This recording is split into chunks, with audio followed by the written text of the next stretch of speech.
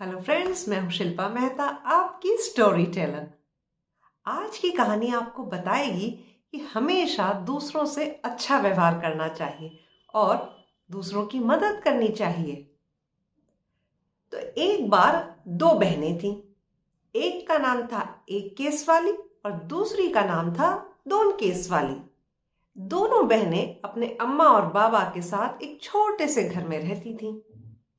एक केस वाली का एक ही बाल था, इसीलिए सब उसको एक्की बुलाते थे। दोन केस वाली के दो बाल थे, इसीलिए सब उसको दोक्की बुलाते थे। अब दोक्की को अपने दो बालों पर बड़ा घमंड था, इसीलिए वो हर समय एक्की को नीचा दिखाया करती थी। और अम्मा सोचती थी कि दोक्की जैसी सुंदर लड़की तो पूरी दुनिया में है ही नहीं। और बाबा, अरे उनको तो सोचने की फुर्सत ही कहाँ, काम में जो उलझे रहते थे। अब दोक्की हमेशा अपनी बहन पर रौब जमाती रहती थी। एक दिन की बात है, एक्की लकड़ी बीनते बीनते घने जंगल में बहुत अंदर चली गई। वहां बहुत सन्नाटा था और उस सन्नाटे में चलते चलते अचानक उसने एक आवाज सुनी, पानी पानी, मुझे प्यास लगी है, कोई मुझे पानी पिला दो। एक्की रुकी। उसने चारों तरफ घूम कर देखा, वहां तो कोई नहीं था।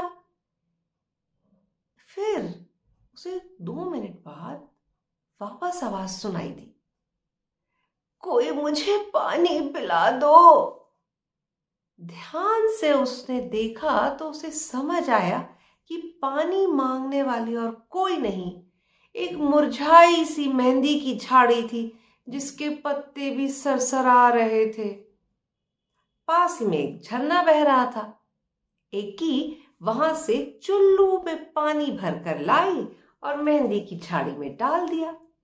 एक बार, दो बार, 3 बार और कई बार उसने झाड़ी के ऊपर पानी डाला और मेहंदी की झाड़ी की प्यास बुझा दी। मेहंदी की झाड़ी बोली, धन्यवाद एक्की, मैं तुम्हारी ये मदद हमेशा याद रखूंगी और तुम्हारे लिए कुछ जरूर करूंगी। एक्की आगे बढ़ गई। फिर अचानक सन्नाटे में उसे एक और आवाज सुनाई दी, मुझे भूख लगी है, कोई मुझे खाना खिला दो।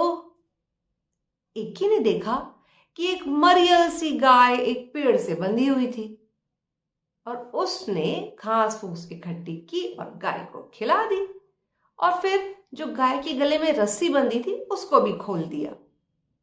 धन्यवाद एक्की, मैं तुम्हारी ये मदद हमेशा याद रखूंगी, उस गाय ने कहा। अब एक्की चलते चलते थक गई, उसे गर्मी भी लग रही थी। अब उसे समझ ही नहीं आ रहा था कि वो क्या करे, कहाँ जाए।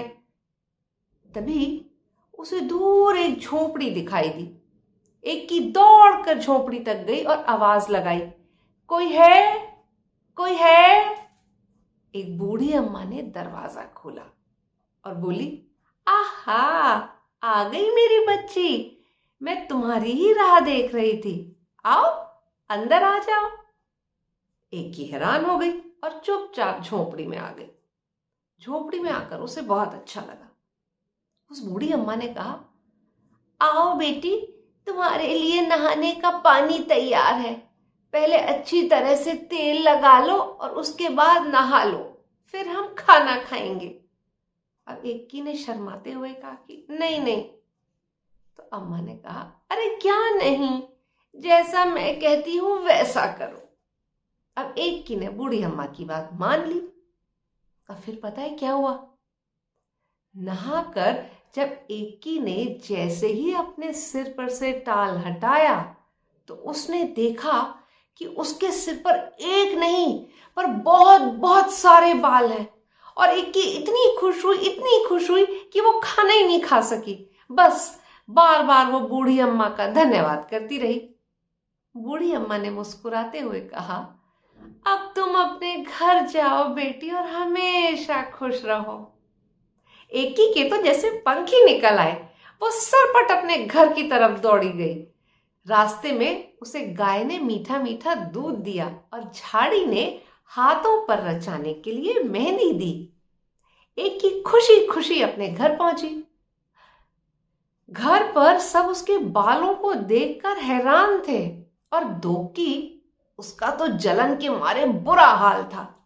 उसने पूछा तो एक की ने जंगल का सारा किस्सा उसको बता दिया और बिना देर किए दोकी सीधे जंगल की ओर भागी। और वो इतनी तेज भाग रही थी कि उसने ना तो मेहंदी की प्यासी झाड़ी की पुकार पर ध्यान दिया और ना ही भूखी गाय की पुकार सुनी।